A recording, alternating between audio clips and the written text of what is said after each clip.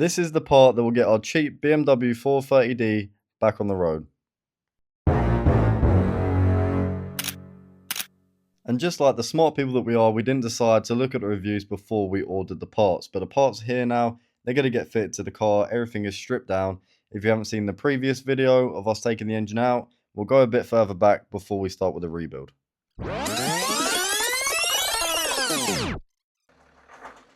Oh, there we go.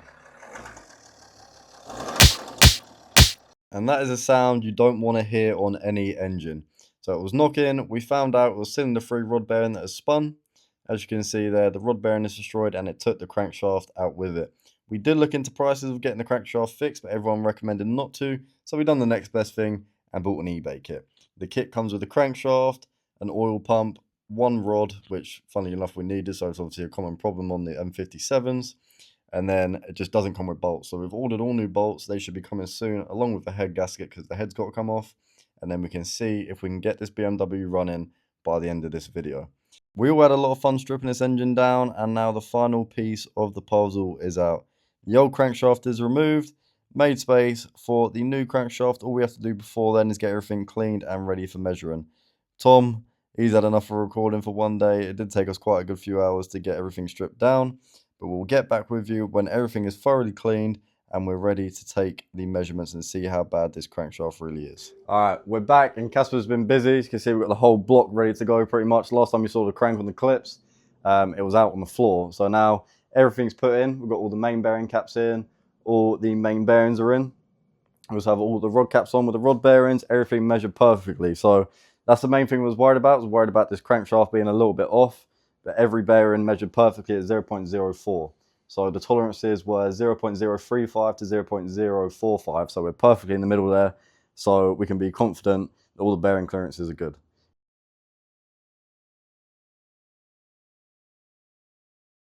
Got a new oil pump in. So that is the eBay kit done and fitted. We've got a new con rod in.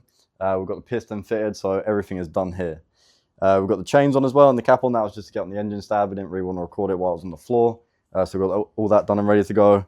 Casper at the moment sealing up the sump so we can get the bottom half of the engine ready to go. A few more little bits we need to do. We need to torque up the crank pulley. And now the little parts pile is slowly getting smaller. A lot of things we can throw away now. We've got a lot of main bolts we can get rid of. On this side we've got main bolts, new head gasket. So hopefully all that's right. But other than that, everything's pretty much good. I can't really see anything else to do. We'll get back to you when we're putting the head back on.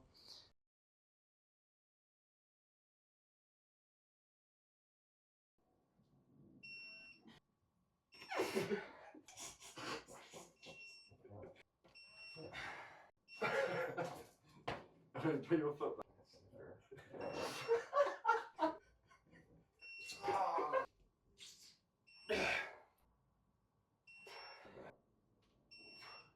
And now with the head on, everything's torqued up, all the degrees are done. We've done some major work on the engine. We've got the cams back in, all the timing was triple checked. If there's any problems with the timing when we get the engine in, we will have to take the engine back out. So we need to make sure that is 100% on time, not a tooth out. And as you can see, Casper's zapping up the cam cover. We've got a new cam cover gasket there, sump sealed, timing chain sealed, and everything has a problem. This is our problem. We dropped the turbo, it broke the manifold.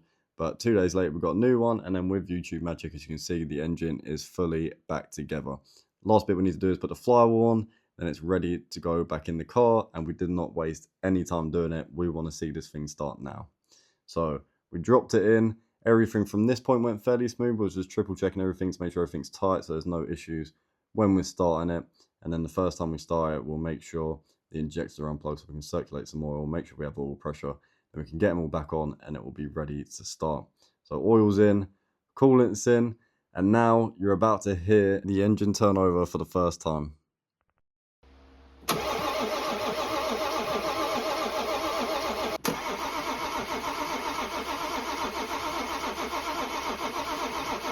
Battery might be a bit dead.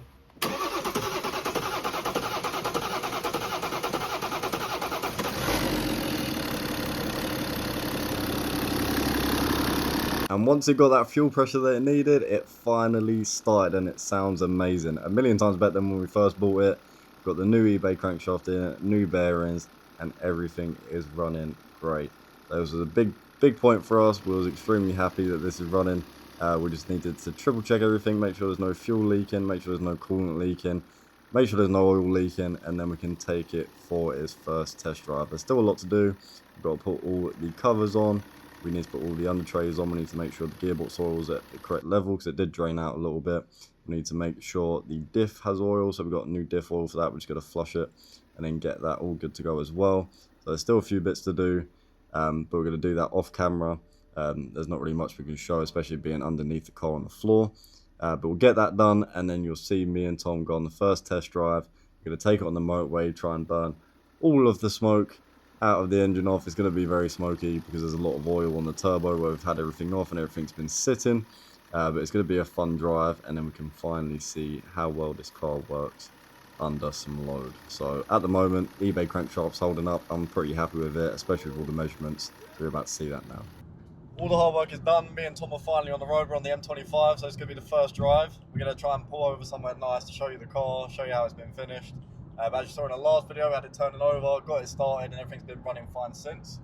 The main thing, it did have a little oil leak, so we sorted that out. It was coming in from the sump. Luckily, it was just a sump plug. We thought it was a rear main. We got lucky with that. So we're going to get down somewhere nice, park up. We need to take some pictures of the car as well, so we'll do all that. So hopefully we don't break down. That's one thing we're worried about at the moment. On the M25, there's a lot of road noise, so we can't really hear the engine, so we're kind of just praying at the moment, but everything's been alright. We've done 10 miles on the motorway, so we should be clear. I think we need to bed it in for like 500 miles, do another oil change. We did flush the oil as well. We've got up to temperature. So that's all done. So everything should be fine. Do 500 miles, flush it again, and it'll be good to go.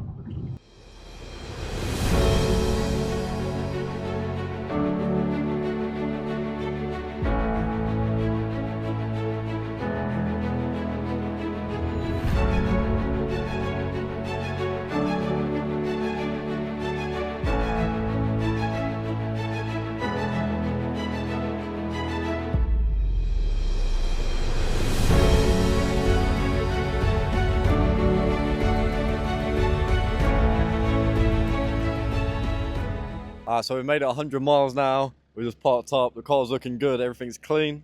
There was quite a lot of smoke coming out of the engine when we was on the motorway, but that's just because all the oil was burning off the turbo and everything. You look inside, everything is all good. We've got all the aircon working, all the cruise control works fine. There is a little noise which we think is the wheel bearing, but we can sort that out. That's the minor issue for the meantime. And then we'll see if it's still smoking now. It's either burning off oil or it's leaking oil and it's burning it. So at the moment, it looks fine, it sounds good. We've got no lights on the dash, all the tyre pressures have been done. Start-stop's working, so I know the battery's alright. Everything overall is good, and we've got the dash cams all working as well. We just need to take some pictures of it, and we're good to go.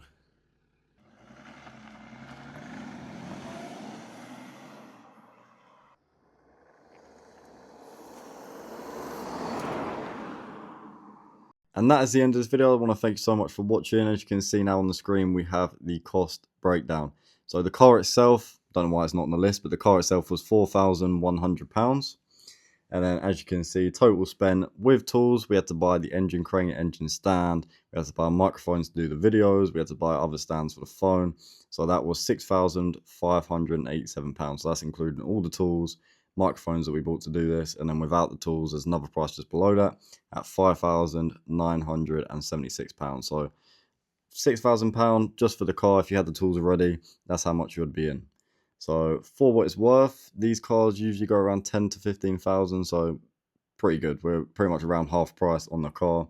We get to enjoy it. Hopefully that'll be the next video of us driving the car. We're going to try and plan a trip somewhere so we can go on a nice drive in it and then have a break from working. But we do have another project car lined up as well. That is going to be very cool. I think everyone's going to like that car. Bit of an odd one, probably not the best car to buy if you want to make any money, but we're going to give it a shot anyway. And then as you can see on the breakdown as well on the left, the engine stand, 420 quid. So if you ever want to do this yourself, that's how much you'll be expecting for a decent engine crane and stand. So we got the SGS one, timing tools, £20. Manifold and the pipe, that's when we dropped the turbo. So that was an extra £40 that we didn't have to spend, but stuff happens. It could have been a lot worse. The eBay crank kit was £1,110. BMW bolts, just for the bolts, was £100. And then we got a head gasket, head bolts for £100. And then piston installer tool, we had to fit the one piston, £14. So everything overall fairly cheap. Everything went smooth. So if you do come through bigger issues, obviously the cost can build up very quick, but as it went for us, everything was fairly easy and fairly smooth. So I just want to thank everyone for watching, and thank everyone for watching the last video as well. It's done really well. We have around 250 subscribers now, and the last video we done, which was our first video, got around 2,000 to 3,000 views. So thank you again, everyone, for watching. Make sure you like and subscribe, and let us know what you think about the car in the comments.